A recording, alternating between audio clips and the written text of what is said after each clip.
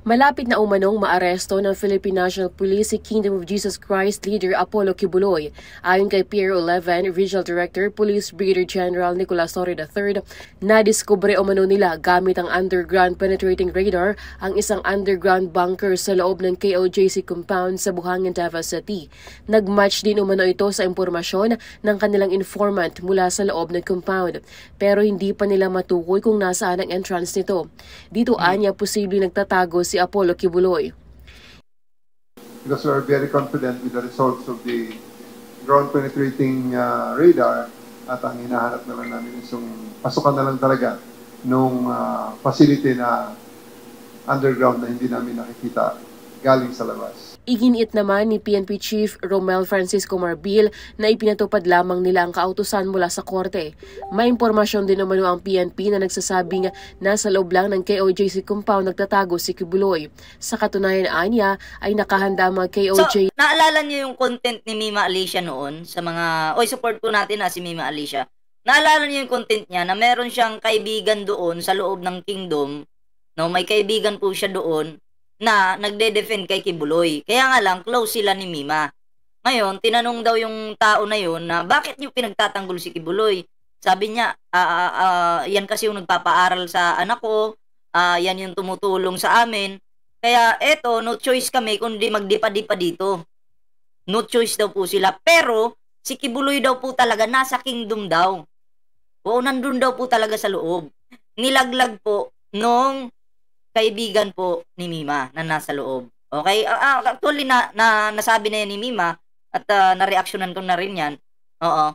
So, yun po, no? Ako'y naniniwala naman na ito si Kibuloy nasa loob talaga. Kaya tingnan nyo, kung wala yan si Kibuloy dyan sa kingdom, hindi ganyan ka-aggressive yung mga tao dyan. Oo. Hahayaan lang nila yan. Oo. Pero tingnan nyo, bakit todo depensa yung mga yan? Kasi alam nila, nandun si Kibuloy. Pag once ito si Kibuloy nahuli, tapos yung kabuhayan nila. Alam nyo naman yung mga Kibuloy members, mga batugan yan. Di marunong magtrabaho yung mga yan, puro limos yung ginagawa niyan. Mga batugan po yan, mga walang silbi. Diba? Tuloy natin to. AC members sa kanilang paglusob at naglagay pa ng mga barricades sa labas ng kanilang compound. As long as meron po kaming, we are so sure na doon po yung taong na hinahanap natin, sabi po natin, we have a locator na ginagamit po natin, hindi lang po natin makita yung tamang entrance ng tao nila. We are so sure na doon po yung tao na hinahanap natin. Not only fugitive Apollo Kibuloy, but for others. Nandun po doon sa loob. Kita po natin, baka mas marami po tayo makakitang kaso doon. Yun po yung nagiging rason namin to really to stay longer.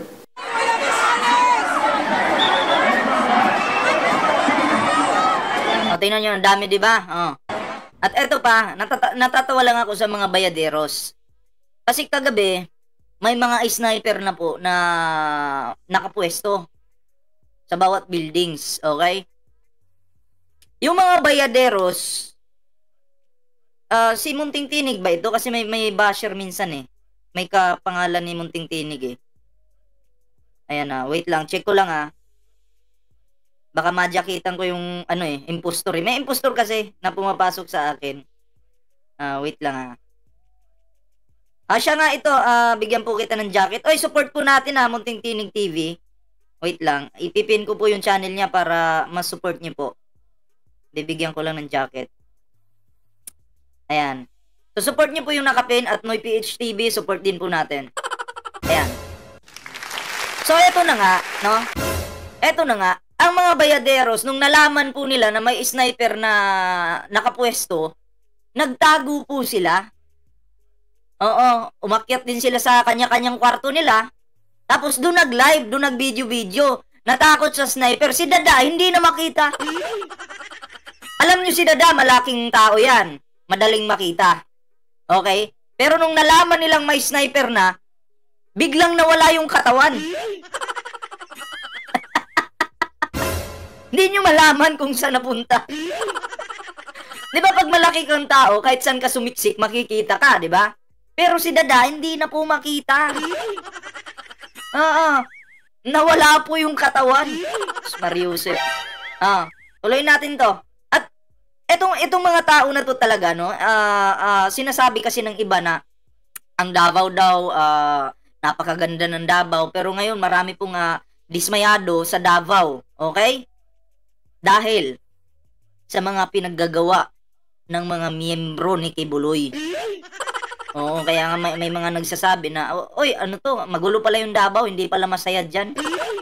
Hindi pala maganda, at hindi rin pala magandang mamuhunan dyan dyan sa Davao. Diba? Ay, salamat po kay Ma'am Liza Nakay sa kanyang pakulay, and maraming salamat po sa blessings. Salamat, Conchita Rivera. Samantala, nagkagulo kagabi sa Davao City nang magsagawa ng kilos protesta ang mga miyembro ng Kingdom of Jesus Christ sa kabaan ng Carlos P. Garcia Highway bandang alas 7 ng gabi. Nagkagulo ang buong paligid dahil nagsaset up pa sila ng stage sa harapan ng Jose Maria College upang isigaw ang kanilang panawagan. Ilang mga miyembro naman ng... At ito pa, masingit ko lang po. May nagrally sa Liwasang Bonifacio kanina lang, naka-live sila. Mga riders susugo daw sa Senado. Oo. Nagbanta pa nga sila, sisirain daw nila yung kung ano nila dun eh. Susugo daw sila sa Senado ngayon. No, naka-live sila kanina. Marami sila. Siguro may mga 500 piraso or 400 ganun. Susugod. So, okay lang naman, mag-rally kayo, wala namang problema. Pero ang manggugulo kayo at maninira, good luck na lang siguro. Diba, kung ako nga kay PBBM, dapat nga i-martialo na yung buong bansa. Hindi lang po Davao. Oy, salamat po kay Ma'am Jean de la Cruz sa 20 Hong Kong dollar sa pakulay. Maraming salamat po. And of course, kay Liza Lee, salamat po sa iyong pag-subscribe sa ating channel. Maraming salamat po. Eto na po, tuloy natin to. Umakyat pa sa overpass. Galit na galit ang mga KOJC members sa ginawang pang-aabuso umano ng PNP sa kanila. Hindi naman makadaan ang mga motorista dahil hinarangan ng mga reliyista ang 2 lane malapit sa Davao Airport habang may bit-bit na mga banner. Nag-ugat ang kilos protesta ng KOJC members nang pasukin ng libu-libong pulis ang kanilang compound sa Buhangin upang hanapin ang kanilang leader na si Kibuloy. Ilan sa kanilang mga panawagan ay ang pag-resign sa pwesto ni Pangulong Bongbong Marcos Jr. na nag-utos umano sa mga pulis upang hulihin si Kibuloy. Binatikos din nila ang pang-abuso ng mga PNP sa paggamit nito ng matinding puwersa para hulihin ang kanilang leader. Natural, PNP yan. Gagamit talaga ng puwersa yan. Kasi ito kasi yung mali ng mga manyakis dyan sa Kingdom. Ito kasi yung mali. Nagpo-post kasi sila, nadadanak daw po yung dugo, may mga arma silang hawak, mga private army ni Kibuloy, na pag talagang sinugo daw sila, dadanak daw po yung dugo. Di na-imbestigahan ngayon sa Senado. Diba? At nung na-imbestigahan po sa Senado, pinagbubura po nila yung mga post nila sa Facebook. Syempre yung ating kapulisan naghahanda, delikado pala yung Kingdom na yan. May mga private army pala yan. Kailangan pag pumunta tayo dyan, marami tayo at sama-sama. Diba? Kailangan nakahanda tayo. Ganun po yun. Kaya hindi nyo masisi kung bakit ganun sila karami ngayon. Dahil din sa kakapost nyo yan. Diba? Ma'am Tamura, shoutout po sa iyo tuloy po natin. Samantala, pinabulaanan rin ng PNP ang payag ng KOJC na nagpatupad ng lockdown sa Davao. Ganon din ang kanseladong mga flight sa Davao International Airport. 6 na pulis naman ang sugatan matapos atakihin ng mga reliyista. Lilane Moreno, UNTV News and Rescue. Ito po yung karugtong. Oo. Kapapasok lang na balita, tukoy na ng pulisya ang kinaroroonan ni Pastor Apollo Kibuloy sa loob ng Kingdom of Jesus Christ compound sa Davao City. Live mula sa Davao City. Nasa frontline ng balita ngayon si Bril Montalvo. Bril, anong latest dyan?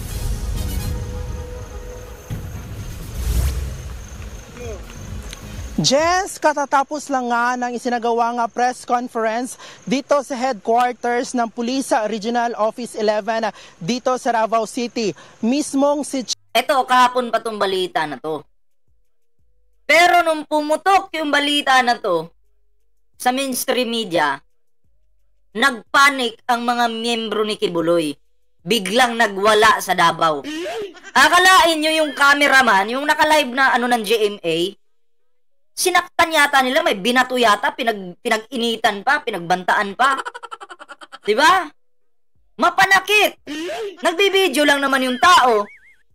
Diba? Binibideo lang naman yung mga kalukuhan nila doon. Nagpanik po sila. Ngayon, gumawa sila ng ingay ngayon. Parang ang mga kapulisan natin, dinidistract po nila. No? Nagrally sila para mahati po yung atensyon ng ating kapulisan. Strategy bulok. Diba? Tuloy po natin.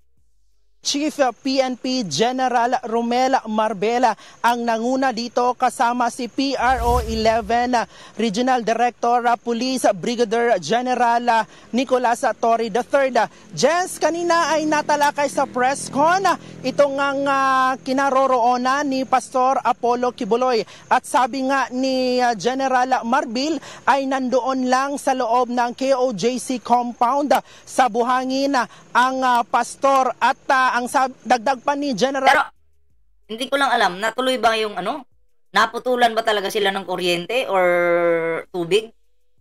Kasi matik yan, pag naputulan ng kuryente yan, walang aircon, natural. Pag papawisan si pastor doon, lalabas siya sa lungga. Diba? Marbel na ang angas. Ay, pag ganun-ganun pa siya, Kaya pinaglalaban ito.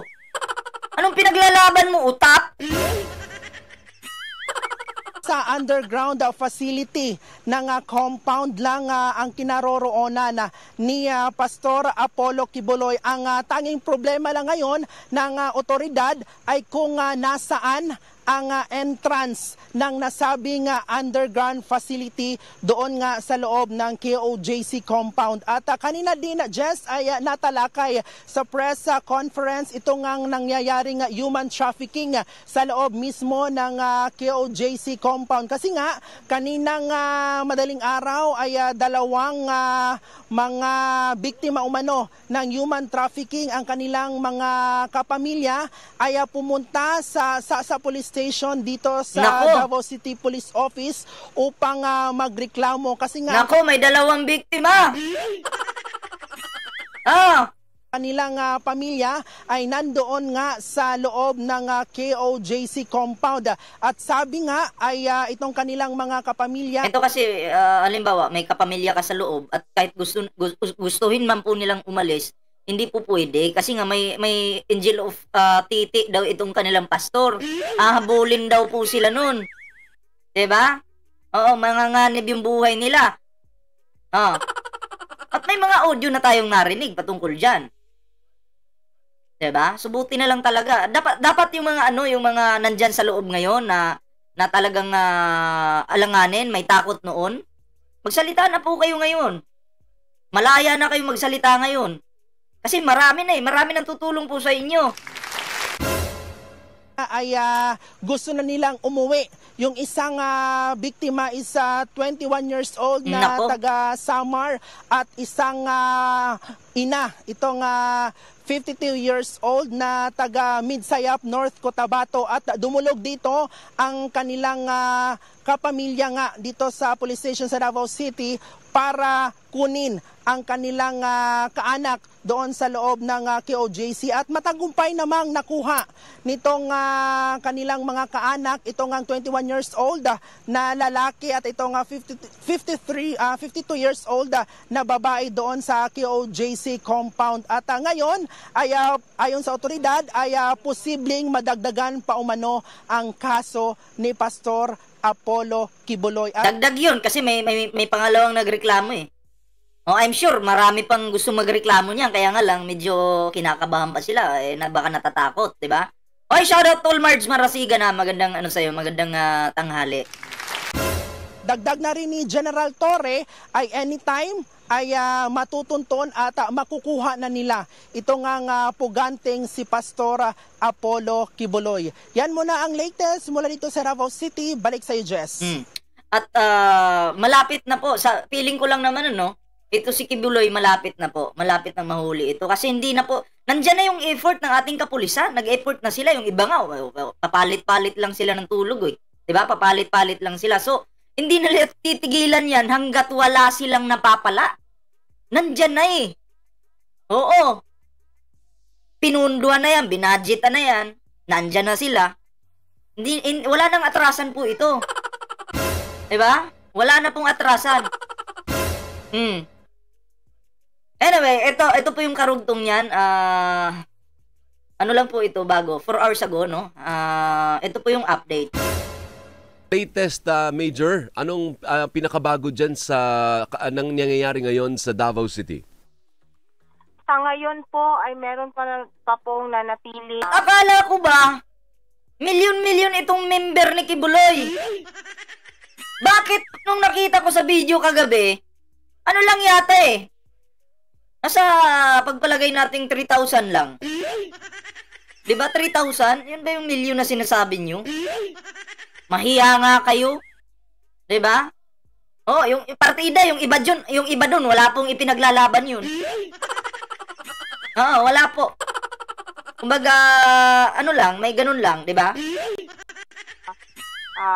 Both sides po ng National Highway in front of KOJ Port. Kaya po, pwede pa rin naman pong bumiyahe. Ay, shoutout sa mga taga Dubai dyan ha, kay Mark Ginto. Magandang tangin ang prayer yan. Okay naman po magdasal tayo. Ang problema kasi, ginagamit nyo yung salitang prayer, tapos nananakit kayo ng kapulisan. Yung iba pong kapulisan dyan, sugatan. Dahil sinasaktan po ng mga miyembro ni Kibuloy. Oh, 'di ba? Sugatan. Tatawagan yung prayer rally. Pero paninira yung ginagawa nyo. Pananakit yung ginagawa nyo. At wala pong nayaring candle lighting kung hindi nagsunog po sila ng gulong. So anong Anyway, maya-maya yung bibigyan natin ng reaction mamaya. Ginago po nila yung mga pulis, yung tulog ng mga pulis sinigawan ng isang matanda. Oo. Pinapabangon tulog yung pulis eh, puyat na puyat. Syempre, naka-ano po sila, nakabantay buong gabi. Eh, di natulog ngayon yung pulis. Sinigawan ng matanda, bangon na diha! Tangin ng matanda yun. Mamaya, isusunod po natin dito, no? Talagang ang babastos, makikita. Mas matitindi pa po dito yung makikita nyo ngayon. Puro po kabastusan ng mga yan. Ma'am Liza Nakay, salamat po sa iyong pakulay dyan. Salamat po sa blessings. Ayan. O, tuloy po natin. Oy, 776 thumbs up natin. Maraming salamat po, ha. ang gagawin ng pulis pag ganyan na parang tila baga may obstruction o hinaharang? Matik yun. May mga nabayaran na po doon, no? Na magsisigaw-sigaw lang sila doon. Kasi kung tamo naghakot pala kayo, KOGC. Akala ko ba, milyon-milyon ang inyong taga-suporta?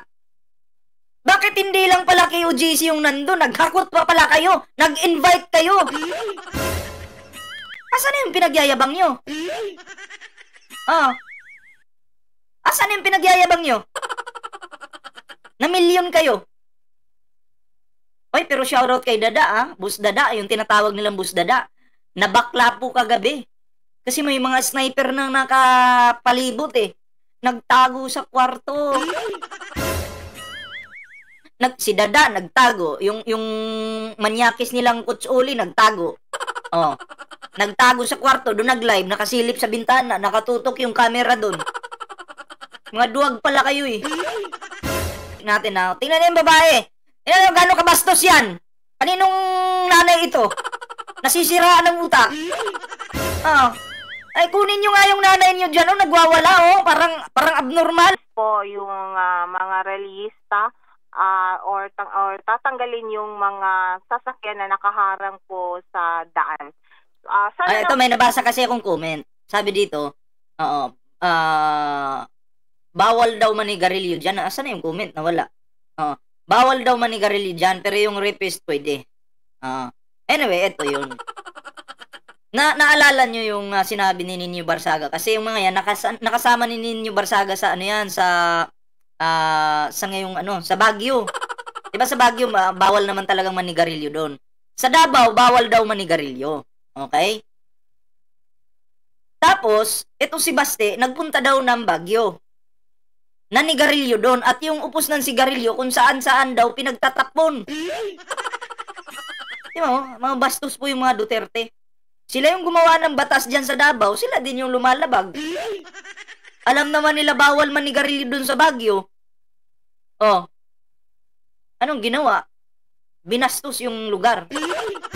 Ay, shoutout po kay Mami Chu, Naman po yung sa dito. Eto na. Hinahanap na yung entrance.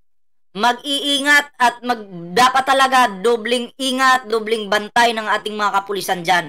Dahil alam na po nila kung saan si Kibuloy ngayon, posible pong tumakas yan. Okay? Tatakas yan, matik yan. O kahit nasa ilalim ng lupa yan, nanunood ng balita yan.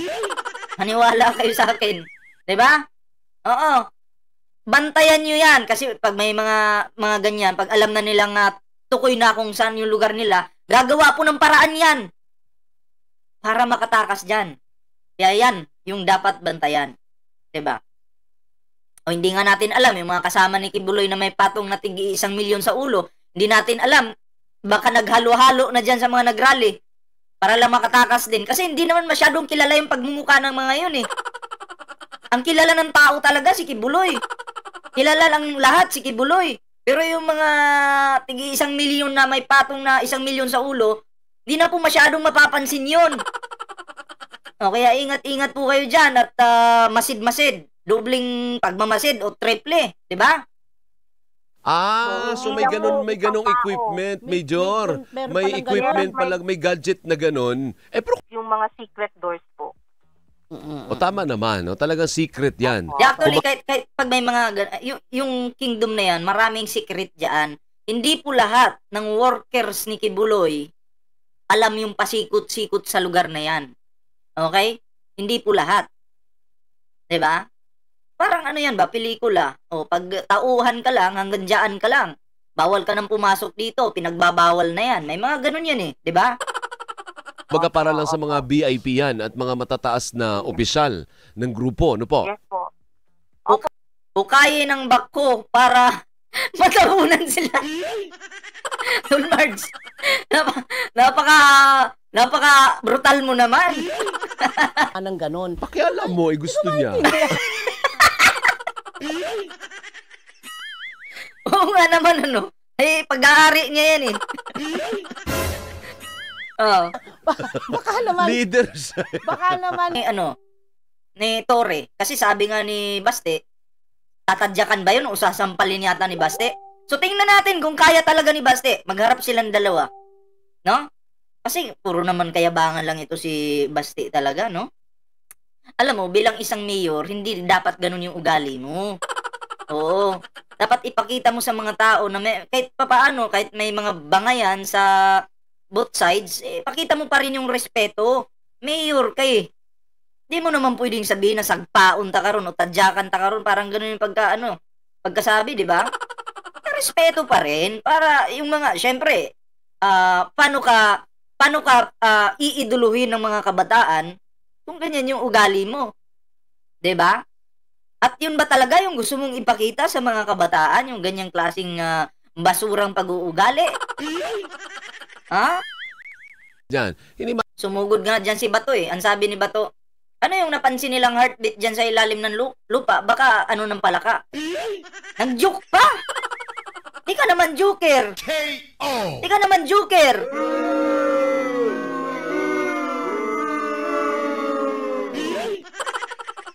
Ang tumawa lang dun yung itlog ko. Matitinag yung mga pulis. Hindi po, kasi yun po yung mandato namin. Kami din naman po ang kakasuhan pag hindi po namin gagawin. Major, maraming salamat. So yun yung pag sumugod talaga yung mga Duterte diyan, no? Panindigan lang sana ni Baste yung sinabi niya doon kay Torre. Halimbawa, example pa, magkita sila. Pag hindi niya sinampal yan, si Nicolas Torre, ganito yung mangyayari sa'yo.